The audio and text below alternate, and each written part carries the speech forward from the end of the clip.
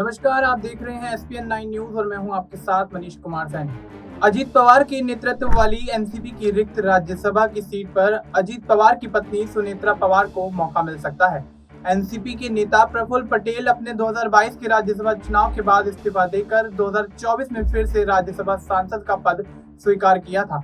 इस वजह से एनसीपी की एक राज्यसभा सांसद की जगह खाली थी। अब जो भी इस खाली सीट पर आएगा उसे करीब 4 साल सांसद बने रहने का मौका मिलेगा।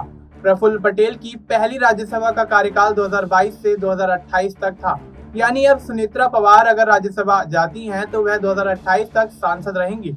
एनसीपी की पार्टी में इस बात को लेकर चर्चा छिड़ गई है कि पटेल का कार्यकाल खत्म होने से 4 साल पहले उन्हें फिर प्रत्याशी बनाने का फैसला पार्टी की अंदरूनी कलह को दबाने के लिए लिया गया है।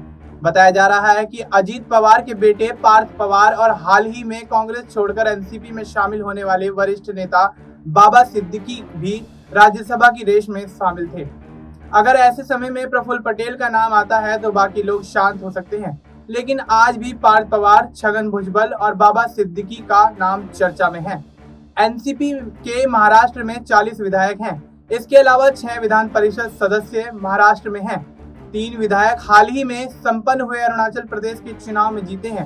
लोकसभा चुनाव से पहले चुनाव आयोग अजीत पवार के अगुवाई वाली एनसीपी के गुट को असली एनसीपी माना था। इसके बाद उन्हें पार्टी के सिंबल घड़ी का भी इस्तेमाल करने की इजाजत दे दी थी। प्रफुल्ल पटेल राज्यसभा में इकलौते सांसद हैं और सुनील तटकरे लोकसभा के इस पार्टी से एकमेव सांसद हैं। बारामती की लोकसभा सीट का चुनाव सुनेत्रा पवार और सुप्रिया सुले के बीच हुआ था। बारामती पवार फैमिली का गढ़ रह चुका है। शरद पवार ने सुप्रिया सुले को जिताकर अपनी ताकत दिखा दी है।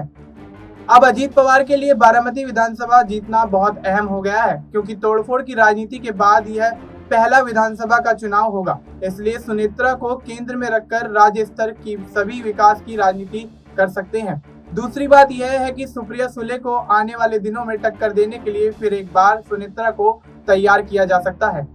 देश और दुनिया की तमाम बड़ी अपडेट्स के लिए आप देखते रहिए एसपीएन 9 न्यूज। मिलते हैं आपसे अगली वीडियो में, तब तक के लिए नमस्कार।